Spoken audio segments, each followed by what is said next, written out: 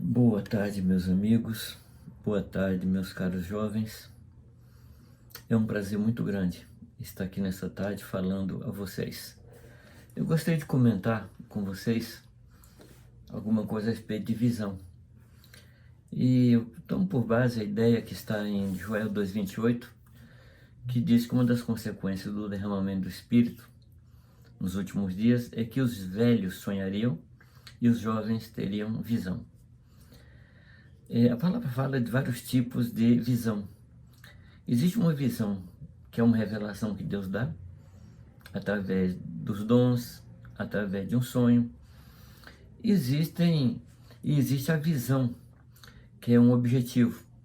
Por exemplo, quando Paulo está diante de Festo, lá no capítulo 26 de Atos, ele conta a sua história, diz que Deus lhe apareceu, ele ordenou uma tarefa, e ele fala: não fui desobediente à visão. Então, do que Paulo está falando? De um projeto de vida, de algo que ele queria alcançar. Mas existe também aquela visão que Pedro teve.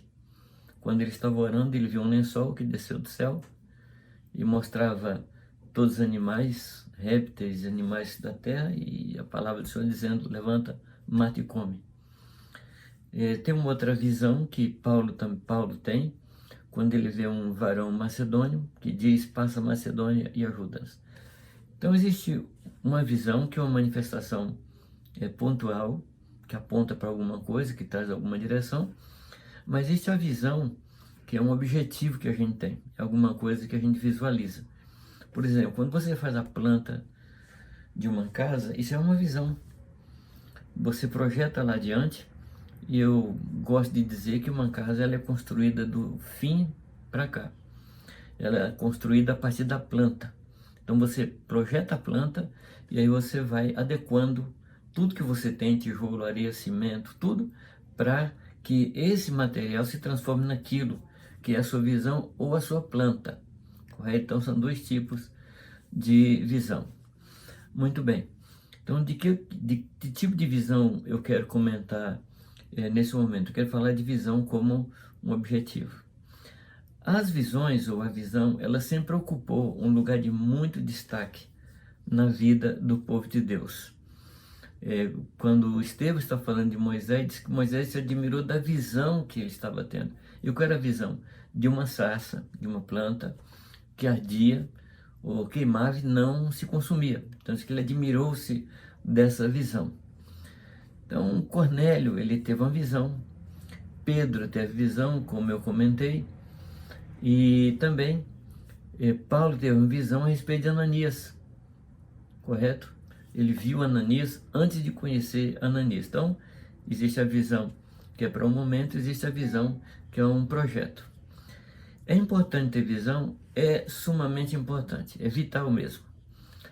Você sabia que os grandes enxadristas, os jogadores de xadrez, o sucesso deles é baseado na quantidade de jogadas que eles conseguem ver mais para frente?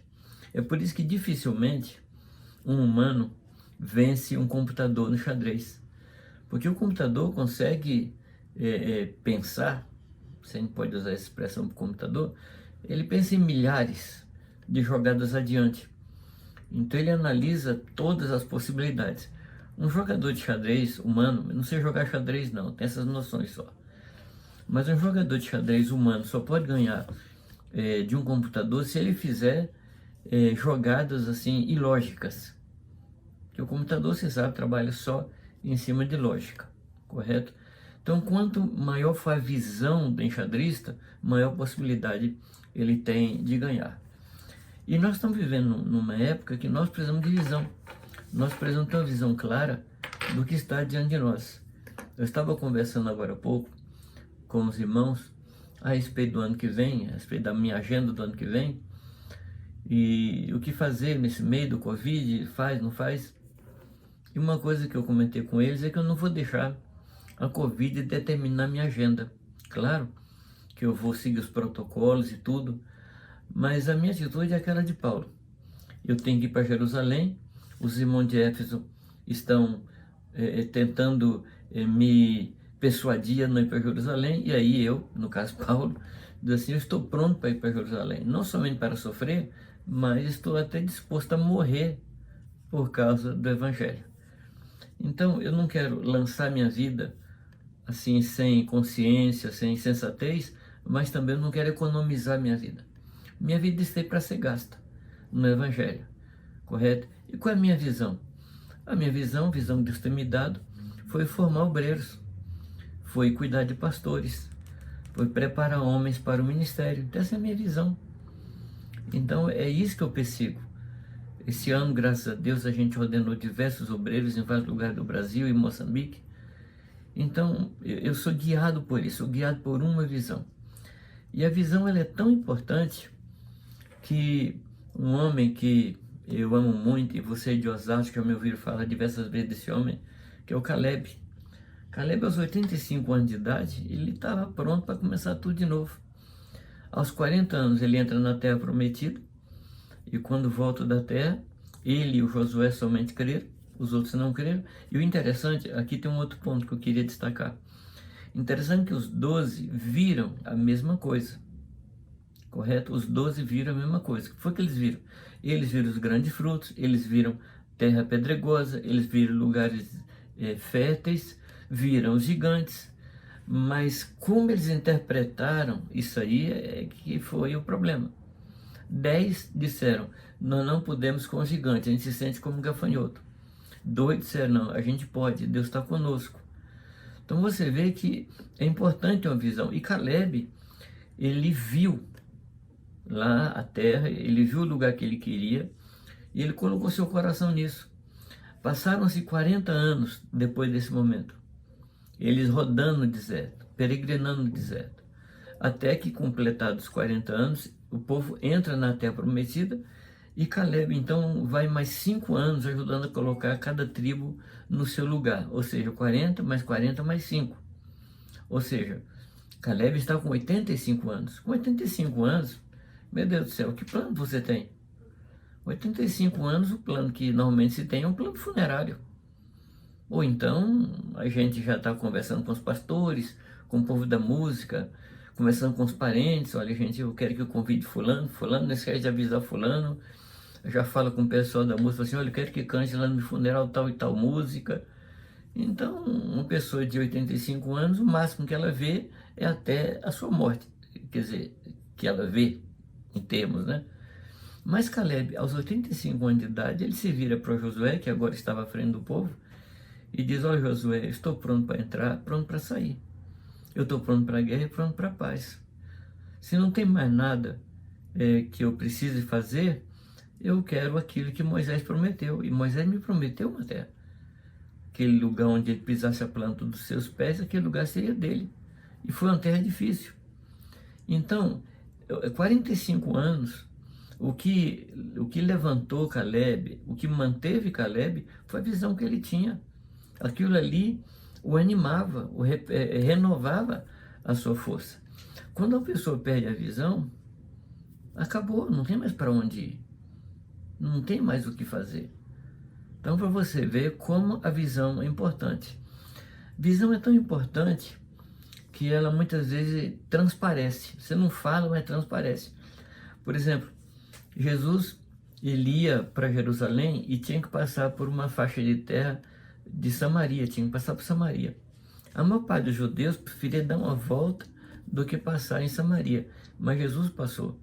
E ele chega numa cidade, está em Lucas 9, uma cidade samaritana, e Jesus faz menção de entrar na cidade. E aquele povo diz que não recebeu Jesus, porque o seu aspecto era o aspecto de quem ia para Jerusalém.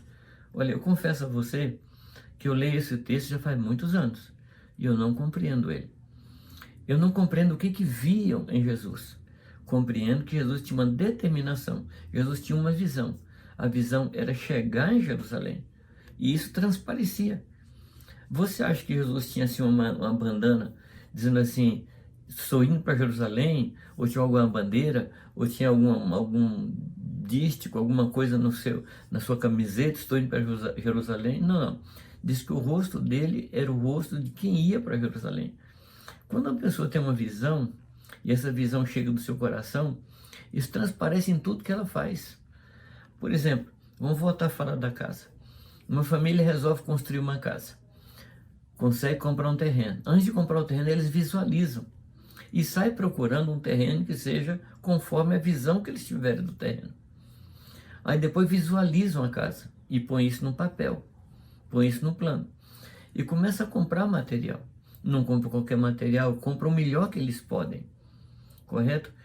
E aí, todas as despesas da casa que não cooperam para essa construção são eliminadas, são postergadas, são adiadas, porque a visão agora é fazer a casa. Então esse casal não vai fazer viagem, esse casal não vai trocar de carro, esse casal não vai trocar de bicicleta, porque todo o dinheiro que entra é para isso. É para completar a visão, para cumprir a visão. Para você ver como a visão é importante. Se você não tem uma visão, você chega em janeiro, você não tem uma visão para o ano, não sabe onde chegar, é desânimo de janeiro até dezembro. Então você precisa ter uma visão a respeito da sua vida. Quando Davi quis construir uma casa para o Senhor, e você conhece muito bem a história, ele disse que Deus não permitiu que ele construísse. Deus falou com ele que ele tinha mão de sangue, porque ele havia guerreado as guerras do Senhor, então ele não podia construir. Então o que ele faz? Ele tem a visão, ele guarda a visão. Ele via o templo na sua cabeça, ele via as casas na sua cabeça. E isso saiu da sua cabeça e foi para uma planta. A palavra diz que ele passa para Salomão a planta da casa, os planos, as linhas da casa. Então ele tinha uma visão e ele transfere isso. E quando essa visão, quando esse plano está muito forte no coração de quem o tem ou a tem, ele consegue transmitir isso para os outros. E ele conseguiu transmitir isso para Salomão. Quando Salomão inaugura o templo, aquela oração de Salomão é uma oração que é uma oração totalmente de Davi. Porque Davi conseguiu, com a sua visão, marcar o coração de Salomão. Então, a minha visão, ela deve preencher meu coração de tal maneira que as pessoas vão olhar para o meu rosto, vão perceber, vão olhar para o meu estilo de vida, vão perceber que eu tenho uma visão, vão perceber que eu renuncio a algumas coisas que eu poderia ter ou que eu poderia fazer, mas eu não faço por causa de uma visão. Não faço porque eu pretendo alcançar alguma coisa. É muito sério. Nós estamos falando de algo que é fundamental na vida cristã. A palavra diz que quando Jesus Cristo voltar, os dias que antecedem a vinda de Jesus Cristo, Jesus compara com os dias de Noé e com os dias de Ló. Então, nos dois casos, diz assim que uns compravam, casavam, davam-se casamento, comprava, vendia, plantava, até que veio a destruição deles. Então, qual era a visão deles? Era uma visão imediata. Era a visão do casar, era a visão do comprar um terreno, era a visão do plantar, era a visão do vender. Mas a visão era curta, era circunscrita àquele momento da sua vida, correto? Agora, esses planos de casar, dar-se em casamento, comprar, vender, edificar, isso aí não precisa ter uma visão de Deus. Qualquer pessoa do mundo, qualquer pessoa dessa vida, não importa se conhece a Deus ou não, ela tem um plano desse. Então o que Deus quer? Deus quer que a gente tenha uma visão acima das coisas naturais.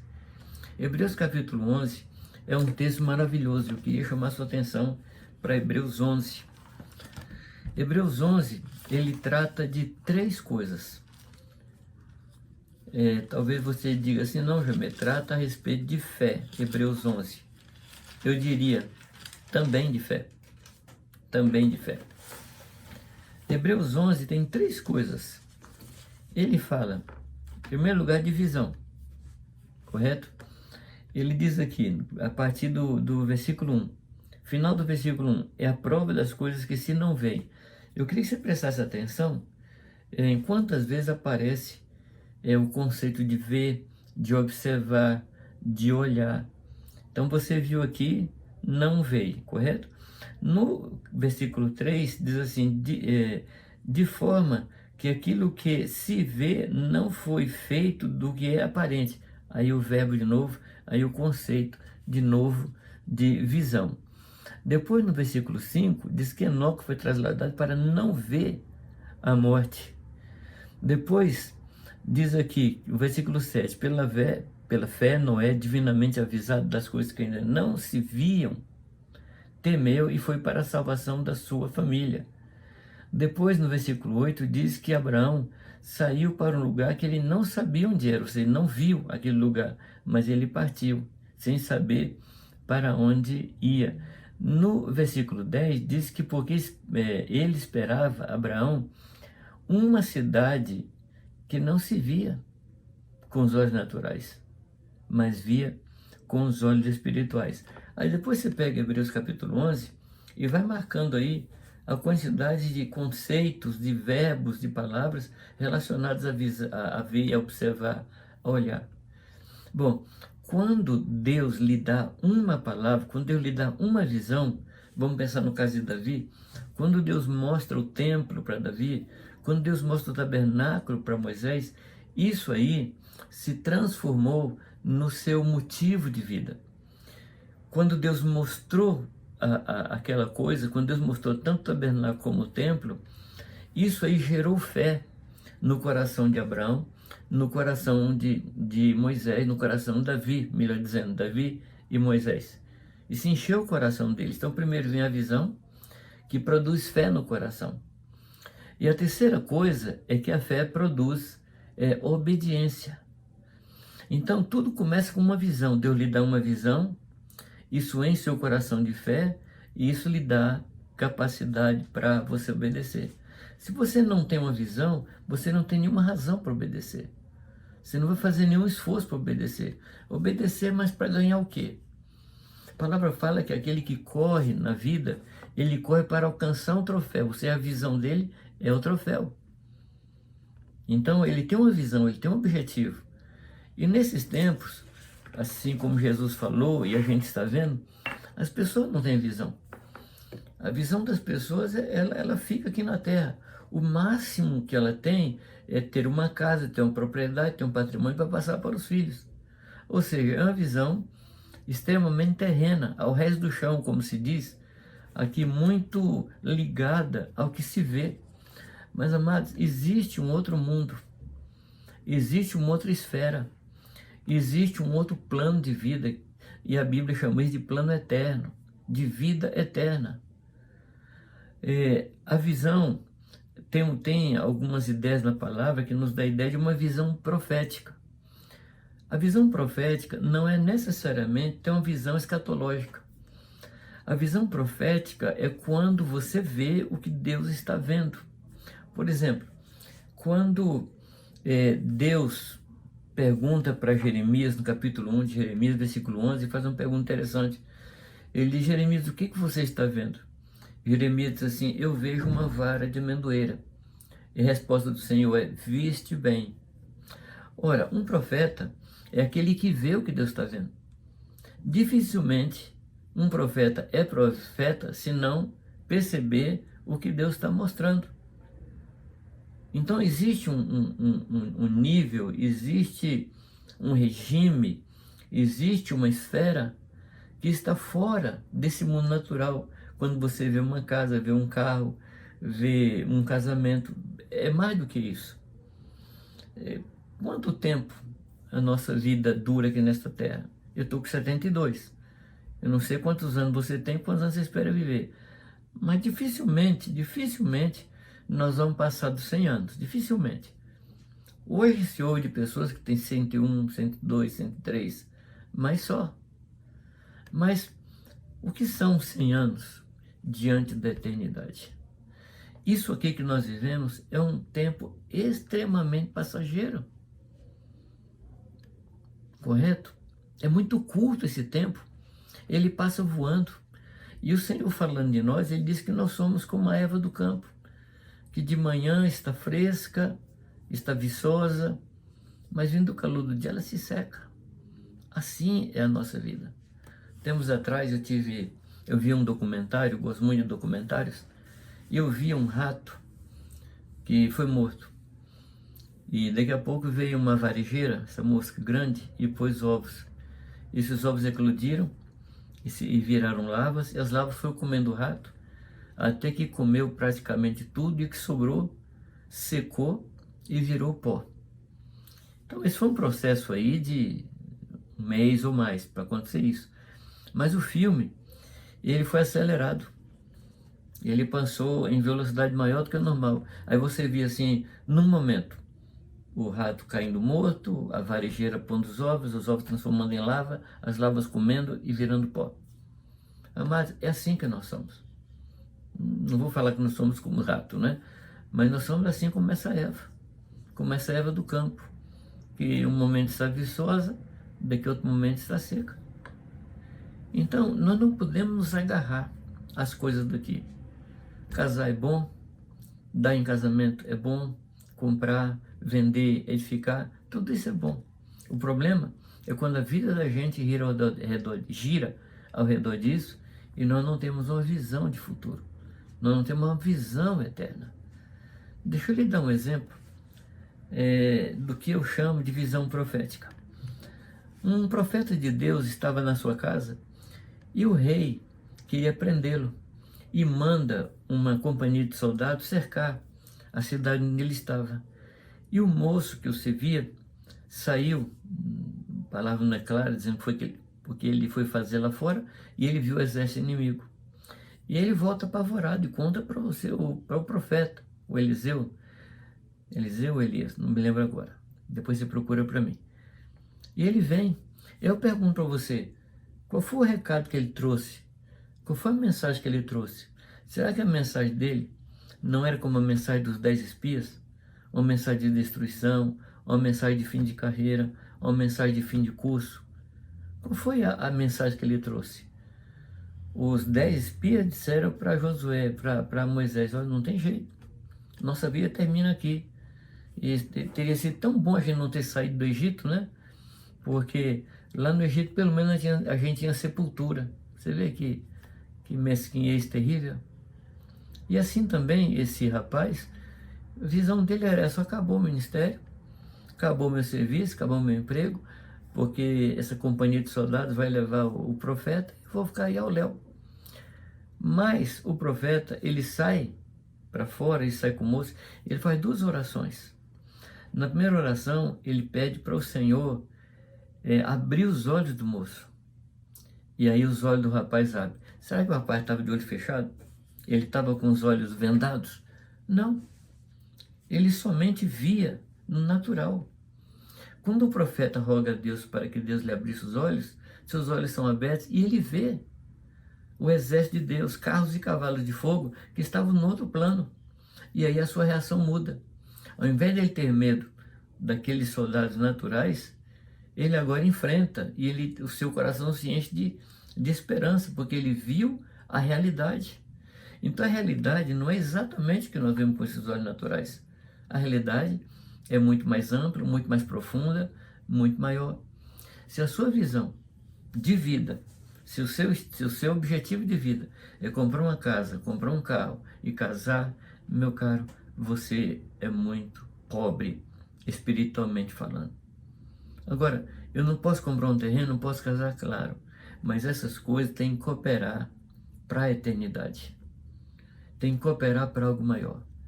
Tem que cooperar para aquilo que Deus quer. Então, o que é a visão profética? A visão profética é quando você vê as coisas, deixa eu usar um termo aqui que eu não gosto muito de usar relacionado com Deus. Visão profética é quando você vê as coisas do ponto de vista de Deus. Por que eu não gosto dessa expressão ponto de vista? Porque um ponto de vista é a vista de um ponto. E Deus não vê de um ponto. Deus tem uma visão panorâmica, total, completa. Ponto de vista é coisa nossa. Nós vamos atribuir a Deus essa expressão, esse tipo de visão. Então, quando você olha para as coisas a partir do olhar de Deus, a sua vida muda.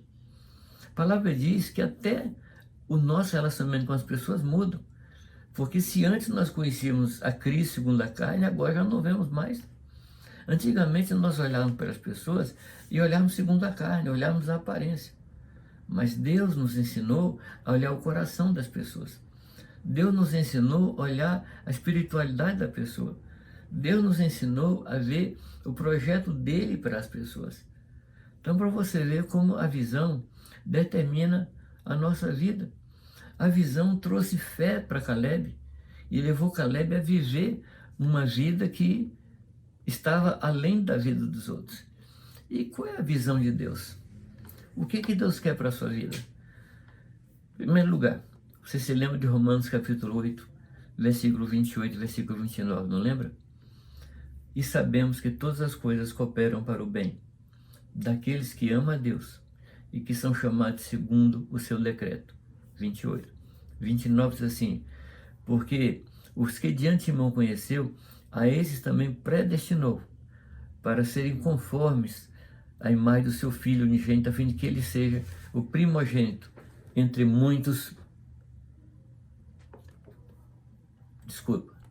entre muitos filhos. Então, qual é a visão de Deus para nós? Deus quer que nós sejamos iguais a Jesus. Deus quer que o nosso caráter seja como o caráter de Cristo. E a partir do caráter de Cristo, não estou falando no céu, estou falando aqui da terra.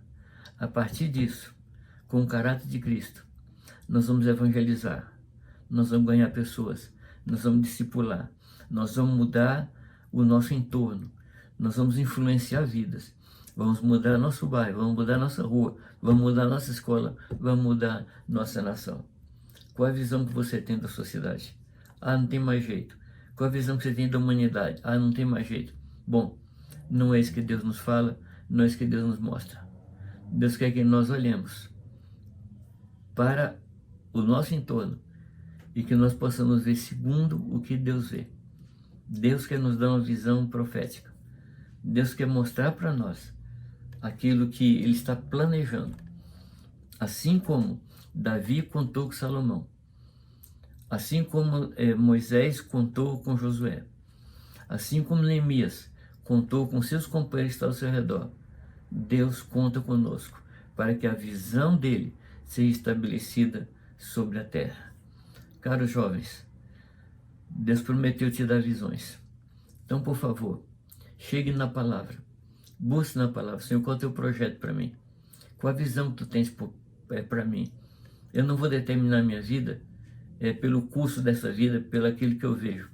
Eu não vou determinar minha profissão em cima do que eu vejo. Qual a profissão que dá mais dinheiro hoje? Isso não presta, isso não serve.